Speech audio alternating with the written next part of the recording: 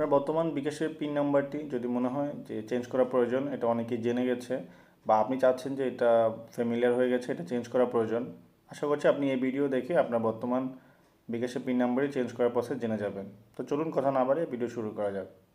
তো শুরুতেই আপনার মোবাইলের যে ডায়াল প্যাড আছে সেখানে চলে যাবেন। সেখান থেকে বিকাশের নাম্বারটি *247# ডায়াল করে আপনার যে নাম্বারে বিকাশ আছে সেই নাম্বারে কল দিবেন। কল দেওয়ার পর এখানে একটা মেনু আসবে। এখান থেকে 9 নাম্বারে দেখেন বর্তমানে আছে মাই বিকাশ। এটা আপডেট হতে পারে, কখনো 10 কখনো 8 থাকতে পারে, বাট মাই বিকাশ যে অপশনটি থাকবে সেখানে আপনি যাবেন। সো এটা দিয়ে রিপ্লাই করবেন। রিপ্লাই করলে একবারে দেখেন আপনার প্রথমে 3 নাম্বার একটা অপশন আছে, চেঞ্জ পিন। সো এখান থেকে যেটা আমরা বর্তমান পিনটি চেঞ্জ করব, সো এখান থেকে আমাকে চেঞ্জ পিন অপশনে যেতে হবে। আপনি এটা 3 দিয়ে সেন্ড অপশনে ক্লিক করবেন।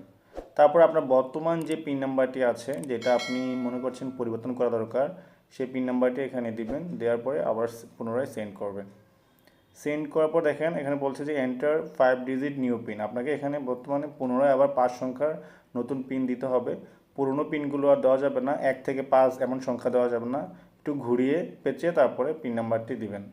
দেওয়ার পর পুনরায় আবার সেন্ড অপশনে ক্লিক করবেন। ক্লিক করলে নতুন পিনটি পুনরায় আবার একইভাবে দিতে বলবে আপনি। সো পুনরায় আবার একই পিন আবার দিয়ে এখানে সেন্ড করবেন। সেন্ড করার পর একটু সময় দিবেন। সময় দেওয়ার পর দেখবেন এটা আপনার পিন নাম্বারটা আপডেট হয়ে যাবে এবং আপনাকে এরকম একটা নোটিফিকেশন মেসেজ দিবে যে your mobile menu pin has been change successfully হয়েছে। তার মানে আপনার পিনটা অলরেডি চেঞ্জ হয়ে গিয়েছে, আপনি নতুন পিন দিয়ে এখন লগ ইন করতে পারছেন।